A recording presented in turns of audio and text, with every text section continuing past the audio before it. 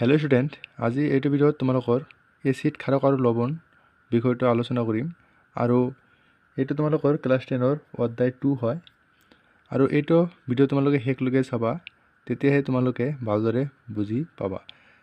আজি ভিডিঅ'টো ষ্টাৰ্ট কৰোঁ আহক। এতিয়া ইয়াতে তোমালোকে দেখা পাইছা এচিড ক্ষাৰক আৰু লৱণ। এতিয়া আমি ভালদৰে বুজিম এচিড আমি কাক বুজো আৰু ক্ষাৰক মানে কি, লৱণ মানে কি, এইবিলাক আমাৰ ভালদৰে বুজিব লাগিব। এতিয়া আমি প্ৰথমতে যদি আমি এচিড বুলি কওঁ, তেতিয়া আমি যি দ্ৰব্য আমি যদি সোৱাদ লওঁ তাৰ সোৱাদটো কেনেকুৱা হয়? টেঙা হয়। এচিডৰ সোৱাদটো টেঙা আৰু ক্ষাৰকৰ সোৱাদটো সাধাৰণতে কি থাকে? তিতা থাকে। এতিয়া সকলো এচিড আমি খাব নোৱাৰোঁ। সকলো এচিড আমি বা সকলো ক্ষাৰক আমি খাই কেনে টেষ্ট কৰিব নোৱাৰি। সেইকাৰণে এচিড আৰু ক্ষাৰক চিনাক্তকৰণৰ বাবে কিছুমান বস্তু ব্যৱহাৰ কৰা হয় আৰু সেই বস্তুবোৰক কি বুলি কওঁ? আমি সূচক বুলি কওঁ। এতিয়া আমি সূচক বুলি ক'লে সূচক আমি সাধাৰণতে তিনি ধৰণৰ পাওঁ। ইয়াতে তোমালোকৰ প্ৰথমতে কি আছে যে প্ৰাকৃতিক সূচক। প্ৰাকৃতিক সূচক সাধাৰণতে দুই ধৰণেই আছে। ইয়াতে কিতাপত তোমালোকৰ এটা আছে লিটমাছ আৰু এটা হালধি। আৰু ইয়াৰ পিছত কৃত্ৰিম সূচক বা সাংখ্যিকী সূচক যিবোৰ মানুহে তৈয়াৰ কৰি ওলাইছে আৰু সেইবিলাকৰ ভিতৰত হ'ব মিথাইল অৰেঞ্জ আৰু ফিনলফথেলিন। আৰু ইয়াৰ উপৰিও আৰু সূচক আছে, এইবিলাক আমি ইয়াতে এটা এটাকৈ ডিছকাশ্যন কৰিম। ভিডিঅ'টো ভাল লাগিলে ভিডিঅ'টো লাইক কৰিবা আৰু চেনেলটো ছাবস্ক্ৰাইব কৰি ৰাখিবা, কাৰণ ইয়াৰ পিছৰ যিবিলাক বাকী থাকিব সেইবিলাক ইয়াৰ পিছৰ পাৰ্টত মই দি দিম। আজি ভালদৰে ষ্টাৰ্ট কৰোঁ। এতিয়া আমি যে এতিয়া ক'লোঁ যে এচিড সোৱাদ টেঙা, এচিড সোৱাদ টেঙা আৰু ক্ষাৰক সোৱাদ তিতা। কিন্তু আমি সকলো এচিড বা সকলো ক্ষাৰক আমি টেষ্ট কৰি সোৱাদ লৈ গম পাব নোৱাৰি, কাৰণ যদি আমি এচিড সোৱাদ ল'বলৈ যাওঁ তেতিয়া মুখখন পুৰি যাব পাৰে। সেইকাৰণে আমি সকলো এচিড খাই কেনে টেষ্ট কৰিব নোৱাৰি। সেইকাৰণে আমাৰ কিছুমান বস্তু প্ৰয়োগ কৰি এচিড নে ক্ষাৰক সেইটো আমাৰ চিনাক্ত কৰিব লাগে আৰু তাক আমি সূচক বুলি কওঁ। সূচক মানে কি? যে যি বস্তু দি আমি এচিড আৰু ক্ষাৰক চিনাক্ত কৰোঁ তাক আমি কি ক'ম? সূচক বুলি ক'ম। এতিয়া সূচক সাধাৰণতে ইয়াতে দুই ধৰণৰ আছে, ইয়াৰ পিছত আৰু এটা আছে, দুই ধৰণৰ আছে। এটা কি? যে প্ৰাকৃতিক সূচক আৰু এটা কি আছে? সাংখ্যিকী বা কৃত্ৰিম সূচক। এতিয়া প্ৰাকৃতিক সূচক কি ভালদৰে বুজিম। প্ৰাকৃতিক সূচক তোমালোকৰ যিটো ঘৰত তোমালোকে চবৰ ঘৰতে ইউজ কৰি থাকে, হালধি গম পোৱা, আৰু এটা আছে কি? লিটমাছ। এতিয়া হালধি তোমালোকে গম পাইছা, হালধি দি কেনে আমি এচিড নে ক্ষাৰক আমি সেইটো ভালদৰে গম পাব পাৰোঁ। এতিয়া এটা বস্তু আছে লিটমাছ। এতিয়া লিটমাছ হেনো কি? লিটমাছ এক ধৰণৰ দ্ৰব্য হয় আৰু এই লিটমাছ দ্ৰব্য লিচেন নামৰ উদ্ভিদৰ পৰা নিষ্কাশন কৰা হয়। কোনটো উদ্ভিদৰ পৰা নিষ্কাশন কৰা হয়? লিচেন নামৰ উদ্ভিদৰ পৰা নিষ্কাশন কৰা হয় লিটমাছ দ্ৰব্যটো। আৰু এই লিটমাছ দ্ৰব্যটোৰ প্ৰথম অৱস্থাত বেঙুনীয়া ৰঙৰ হয়। আৰু প্ৰথম অৱস্থাত কি থাকে? যেতিয়া নিষ্কাশন কৰা হয় তেতিয়া লিটমাছৰ বৰণ কেনেকুৱা থাকে?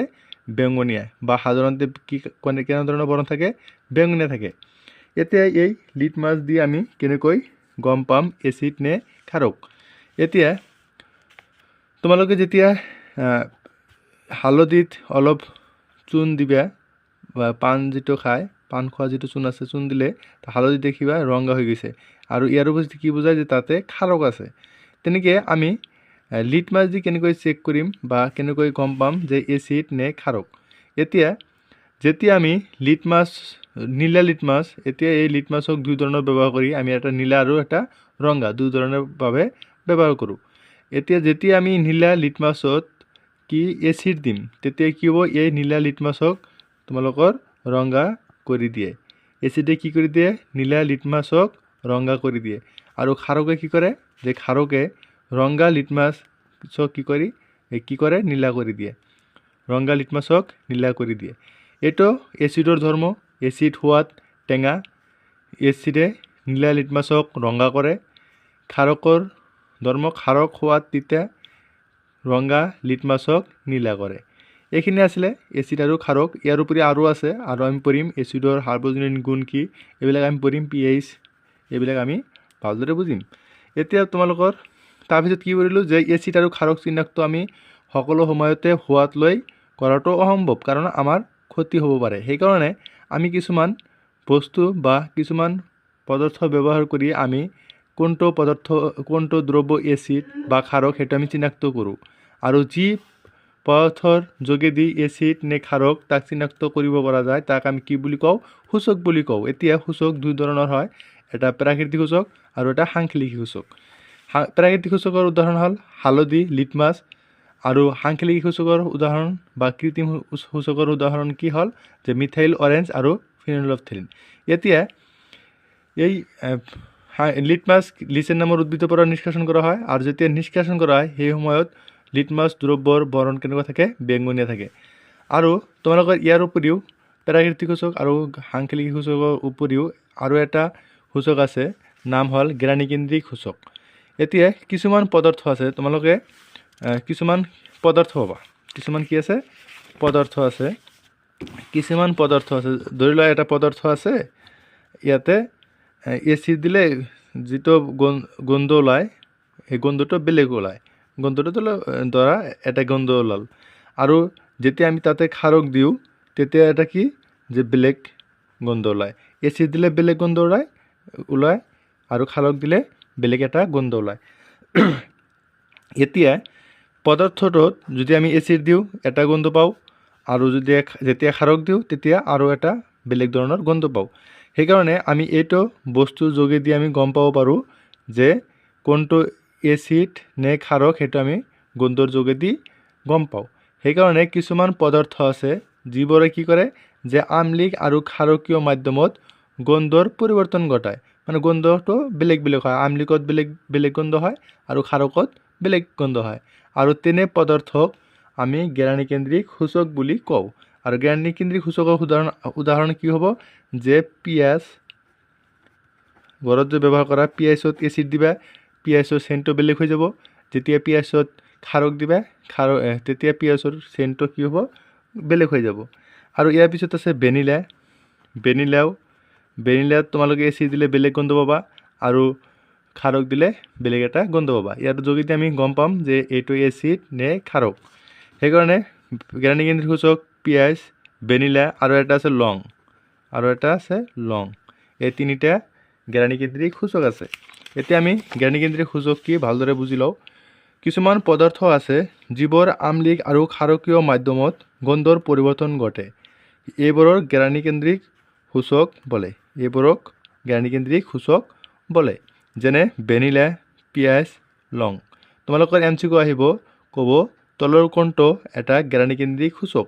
তেতিয়া তোমালোকে এই তিনিটা নাম তোমালোকৰ মুখস্থ কৰিব লাগিব আৰু ভালদৰে মনত ৰাখিব লাগিব। আৰু পৰীক্ষাত ক'ব তলৰ কোনটো প্ৰাকৃতিক সূচক নহয়, তোমালোকে ইয়াৰ পৰা গম পাব লাগিব কোনটো নহয়। এইটো প্ৰাকৃতিক সূচক দুটা আছে, হালধি, লিটমাছ, আৰু সাংখ্যিক সূচক বা কৃত্ৰিম সূচক মিথাইল অৰেঞ্জ, ফিনলফথেলিন, আৰু জ্ঞানীকেন্দ্ৰিক সূচক কি হয় যে ভেনিলা, পিঁয়াজ, লং।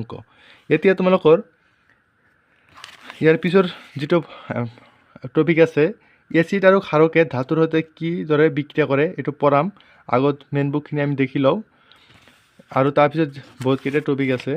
ইয়াতে মই সকলোবিলাক কৈছোঁ তোমালোকৰ, যে এচিড, সোৱাদ, টেঙা এইবিলাক চব কৈছোঁ, ক'ৰ পৰা কি নিষ্কাশন কৰা হয় চব এইবিলাক কৈছোঁ, ইম্পৰ্টেণ্টবিলাক হৈ গৈছে। আৰু ইয়াৰ পৰা জ্ঞানীকেন্দ্ৰিক সূচক কি আমি কৈছোঁ, এইখিনি শেষ। প্ৰশ্ন বুলি আমি পিছত ডিছকাশ্যন কৰিম পিছৰ ভিডিঅ'ত। এতিয়া ইয়াতে জ্ঞানীকেন্দ্ৰিক সূচকৰ উদাহৰণ হ'ল ভেনিলা, পিঁয়াজ, লং। আৰু এচিড আৰু ক্ষাৰকে ধাতুৰ সৈতে কিদৰে বিক্ৰিয়া কৰে। এতিয়া আমি যদি এচিড আৰু ক্ষাৰক যে কওঁ, এচিড আৰু ক্ষাৰকে ধাতুৰ লগত কেনেকৈ বিক্ৰিয়া কৰিব।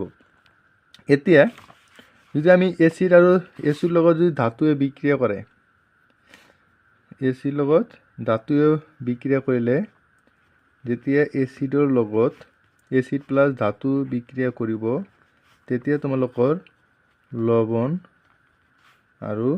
লৱণ প্লাছ হাইড্ৰজেন গেছ উৎপন্ন হ'ব। লৱণ আৰু হাইড্ৰজেন H2 দি আমি বুজাওঁ।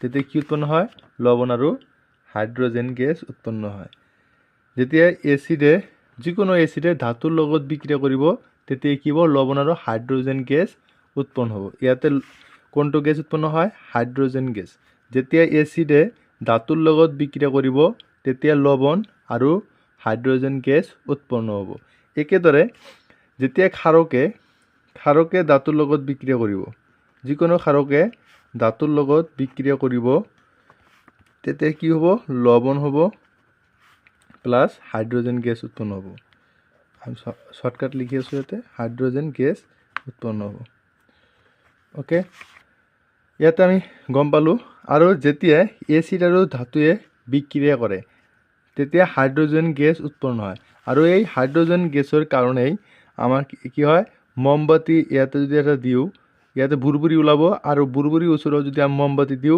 মমবাতিটো কি কৰিব ফটফট কৰি শব্দ কৰিব আৰু মমবাতিটো কি কৰে ফটফট কৰি শব্দ কৰে আৰু এই ফটফট কৰি শব্দটোৱে কি সূচায় যে ইয়াতে হাইড্ৰোজেন গ্যাস আছে যেতিয়া আমি ইয়াতে দেখা যে জিংকৰ টুকুৰা জিংক এটা ধাতু হয় জিংকৰ টুকুৰা আমি কি কৰিলো লঘু সালফিউৰিক এসিডৰ বিক্ৰিয়া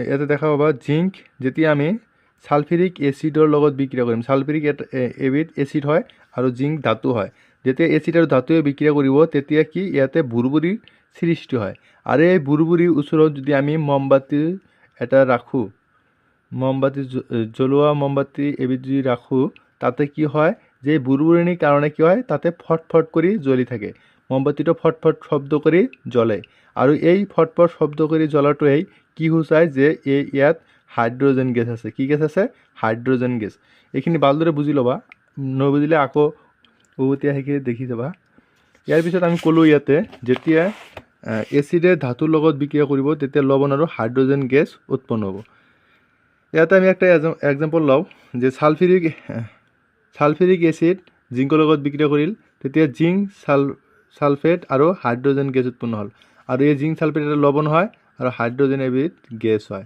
তোমালোকে জানা এতে ধাতু এসিডে ধাতুৰ লগত বিক্ৰিয়া কৰিলে কি হয় লবণ আৰু হাইড্ৰোজেন গ্যাস উৎপন্ন হয় একেধৰণে যদি আমি ক্ষাৰক লওঁ সোডিয়াম হাইড্ৰক্সাইড এবিধ ক্ষাৰকে যেতিয়া ধাতুৰ লগত বিক্ৰিয়া কৰিব যিকোনো ধাতু হ'ব পাৰে ইয়াতে জিংক আছে ক্ষাৰকে যেতিয়া ধাতুৰ লগত বিক্ৰিয়া কৰিব তেতিয়া কি হ'ব লবণ আৰু হাইড্ৰোজেন গ্যাস উৎপন্ন হ'ব একেই লবণ আৰু হাইড্ৰোজেন গ্যাস উৎপন্ন হয় আৰু এই ৰিয়েকশ্যনবিলাক তোমালোকৰ মনত ৰাখিব লাগিব গোটেই ৰিয়েকশ্যন তোমালোকে টেবুলৰ ওচৰত লিখি কিনে থৈ দিবা আৰু ৰেগুলাৰ দেখি থাকিবা চাই থাকিবা এতিয়া এইটো লবণ হয় সোডিয়াম জিংকেটৰ সংকেত তোমালোকে জানি ল'বা এতিয়া ইয়াতে আৰু এটা বস্তু আছিলে ধাতৱ কাৰ্বনেট আৰু ধাতৱ হাইড্ৰোজেন কাৰ্বনেটে এসিডৰ সৈতে কিদৰে বিক্ৰিয়া কৰে এতিয়া ধাতৱ কাৰ্বনেট আৰু ধাতৱ হাইড্ৰোজেন কাৰ্বনেট যেতিয়া এসিডৰ লগত বিক্ৰিয়া কৰিব তেতিয়া কি হয় ধাতৱ কাৰ্বনেট বা ধাতৱ হাইড্ৰোজেন কাৰ্বনেট যদি এসিডৰ লগত বিক্ৰিয়া কৰে তেতিয়া কি হ'ব যে লবণ আৰু কাৰ্বন ডাই অক্সাইড আৰু পানী উৎপন্ন হ'ব ইয়াতে কোনটো গ্যাস উৎপন্ন হয় কাৰ্বন ডাই অক্সাইড এটো ইম্পৰ্টেন্ট হয় ইয়াতে লবণ কাৰ্বন ডাই অক্সাইড আৰু পানী উৎপন্ন হয় এতিয়া আমি একটা বস্তু শিকিম এসিড আৰু ক্ষাৰকে পৰস্পৰৰ সৈতে কিদৰে বিক্ৰিয়া কৰে এতিয়া এসিড আৰু ক্ষাৰকে পৰস্পৰৰ সৈতে কিদৰে বিক্ৰিয়া কৰে যেতিয়া এসিড আৰু ক্ষাৰকে পৰস্পৰৰ মাজত বিক্ৰিয়া কৰে এসিড প্লাস ক্ষাৰক পৰস্পৰৰ মাজত বিক্ৰিয়া কৰে তেতিয়া কি উৎপন্ন হয় লবণ প্লাস পানী উৎপন্ন হয় লবণ প্লাস পানী ইয়াতে হাইড্রোজেন গ্যাস উৎপন্ন নহব ইয়াতে কি উৎপন্ন হ'ব পানী যেতিয়া এসিডে ধাতুৰ লগত বিক্ৰিয়া কৰে তেতিয়া হাইড্ৰোজেন গ্যাস উৎপন্ন হ'ব আৰু যেতিয়া ক্ষাৰকে ধাতুৰ লগত বিক্ৰিয়া কৰিব তেতিয়া হাইড্ৰোজেন গ্যাস উৎপন্ন হ'ব আৰু যেতিয়া এসিড আৰু ক্ষাৰক দুয়োটাই পৰস্পৰৰ মাজত বিক্ৰিয়া ঘটিব এসিড আৰু ক্ষাৰক দুয়োটা পৰস্পৰৰ মাজত যেতিয়া বিক্ৰিয়া ঘটায় তেতিয়া কি হয় লবণ উৎপন্ন হ'ব আৰু পানী উৎপন্ন হ'ব ইয়াতে পানী উৎপন্ন হয় মনত ৰাখিবা ইয়াৰ পিছত ইয়াতে এটা এক্সাম্পল আছে এক্সাম্পলটো ইম্পৰ্টেন্ট হয় ইয়াতে দেখা পাবা এটা ক্ষাৰক আছে সোডিয়াম হাইড্ৰক্সাইড যেতিয়া হাইড্ৰক্লোৰিক এসিডৰ লগত বিক্ৰিয়া কৰিব HCl মানে হাইড্ৰক্লোৰিক এসিড যেতিয়া সোডিয়াম হাইড্ৰক্সাইডে হাইড্ৰক্লোৰিক এসিডৰ লগত বিক্ৰিয়া কৰিব তেতিয়া সোডিয়াম ক্লোৰাইড মানে Cl সোডিয়াম ক্লোৰাইড মানে এটা লবণ হয় আৰু তোমালোকে জানা এই লবণক আমি পুৰষম লবণ বুলি কওঁ সোডিয়াম ক্লোৰাইডক আমি পুৰষম লবণ বুলি কওঁ মানে ইয়াতে পুৰষম মানে কি যে এচিডৰ গাঢ়তাও নাই ইয়াতে ক্ষাৰকৰো গাঢ়তা নাই সেইকাৰণে আমি পুৰষম লবণ বুলি কওঁ আৰু লগতে কি হয় পানী উৎপন্ন হয় এতিয়া ইয়াতে এটা বস্তু আছে যে ইয়াতে এচিড আৰু ক্ষাৰকৰ এতিয়া এটা বস্তু আছে যে পুৰষমন বিক্ৰিয়া মানে কি পুৰষমন বিক্ৰিয়া মানে কি এতিয়া যেটো আমি শিকিলো যে এচিড আৰু ক্ষাৰকে যেতিয়া পৰস্পৰৰ মাজত বিক্ৰিয়া কৰে তেতিয়া লবণ আৰু পানী উৎপন্ন হয় আৰু এই বিক্ৰিয়াটোক আমি কি বুলি কম পুৰষম বিক্ৰিয়া বুলি কোৱা হয় কি কম এচিড আৰু ক্ষাৰকৰ বিক্ৰিয়াত লবণ আৰু পানী উৎপন্ন হয় এই বিক্ৰিয়াক পুৰষম বিক্ৰিয়া বুলি কোৱা হয় হৈছে ইয়াৰ পিছত এচিডে ধাতব অক্সাইডৰ বিক্ৰিয়া ধাতব অক্সাইডৰ লগত যদি যেতিয়া বিক্ৰিয়া হ'ব এচিডৰ ধাতব অক্সাইড আৰু এচিডৰ মাজত যেতিয়া বিক্ৰিয়া হ'ব সেম একে ধৰণৰ লবণ আৰু পানী উৎপন্ন হ'ব লবণ আৰু পানী উৎপন্ন হ'ব ইয়াৰ পিছত যেতিয়া অধাতব অক্সাইড ক্ষাৰকৰ সৈতে বিক্ৰিয়া কৰিব আৰু ইয়াতে তোমাৰ এটা বস্তু আছে যে ক্যালসিয়াম হাইড্ৰক্সাইড এটা ক্ষাৰক ক্যালসিয়াম হাইড্ৰক্সাইড কি হয় এটা ক্ষাৰক আৰু ক্যালসিয়াম হাইড্ৰক্সাইড আমি কি বুলি কওঁ চুন পানী কি কৰে ক্ষাৰক এতিয়া এই চুন পানী কিয় ক্ষাৰকীয় এতিয়া চুন পানী কিয় ক্ষাৰকীয় আমি এটা ভালদৰে বুজি লম এতিয়া চুন পানী কিয় ক্ষাৰকীয় ইম্পৰ্টেন্ট হয় চুন পানী কিয় ক্ষাৰকীয়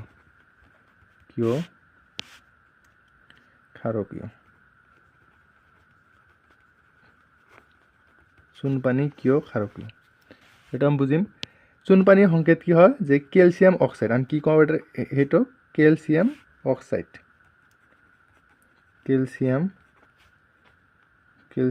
অক্সাইড তোমালোকে আগৰ অধ্যায় যেটো বুজাইছিলো প্ৰথম অধ্যায় তাতে আমি ক্যালসিয়াম অক্সাইড ভালদৰে বুজিছো কি হয় তোমালোকে এতিয়ালৈকে চোৱা নাই যদি চাই ল'বা ক্যালসিয়াম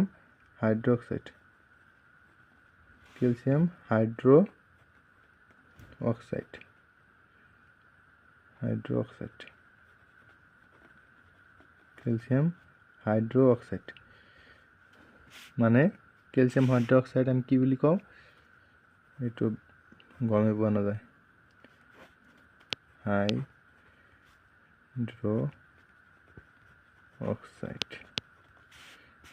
মোৰ হ্যান্ডৰাইটিংটো ইমান ভাল নহয় এতিয়া এইটো সংকেতেৰে লিখো আমি যে ক্যালসিয়াম হাইড্ৰ অক্সাইড এইটো কওঁ আমি চেপ্টাৰ নম্বৰ 1 আছিল ৰাসায়নিক বিক্ৰিয়া সমীকৰণত তাতে ভালদৰে বুজাইছো এতিয়া ক্যালসিয়াম হাইড্ৰ অক্সাইডত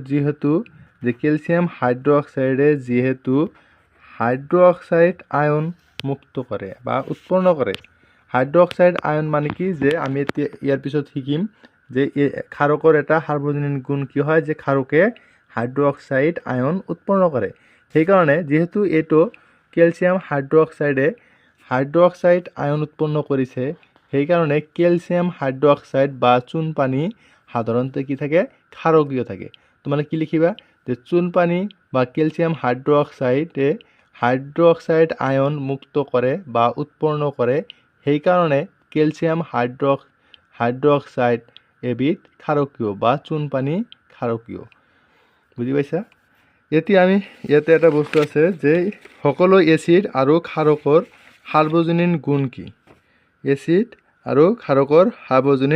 গুণ কি এতিয়া তোমালোকে এটা বস্তু পালা ইয়াতে যে এচিডে ধাতুৰ লগত বিক্ৰিয়া কৰি লবণ আৰু হাইড্ৰজেন গেছ উৎপন্ন কৰে এতিয়া এটা বস্তু আছে যে আমি যিবিলাক এচিডতে সাধাৰণতে কি থাকে হাইড্ৰজেন গেছ থাকে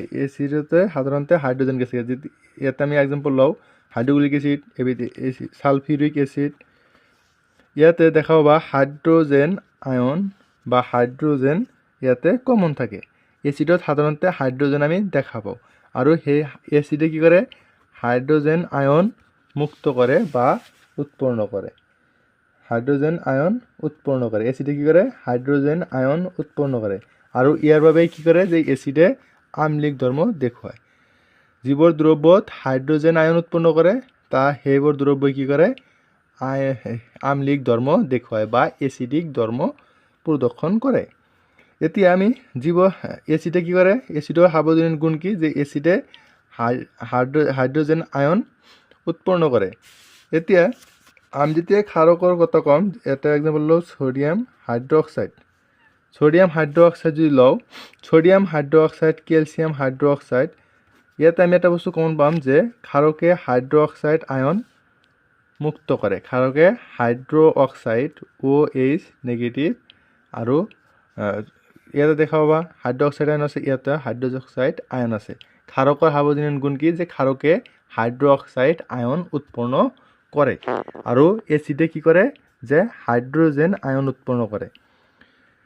ইয়াৰ পিছত তোমালোকে ইয়াতে দেখা পাবা যে এচিডত থকা কেটায়নটো হ'ল হাইড্ৰজেন আয়ন। ই বুজাইছে যে দ্ৰৱত এচিডে হাইড্ৰজেন আয়ন উৎপন্ন কৰে। ইয়াৰ বাবেই এচিডবোৰ আম্লিক ধৰ্ম দেখুৱায়।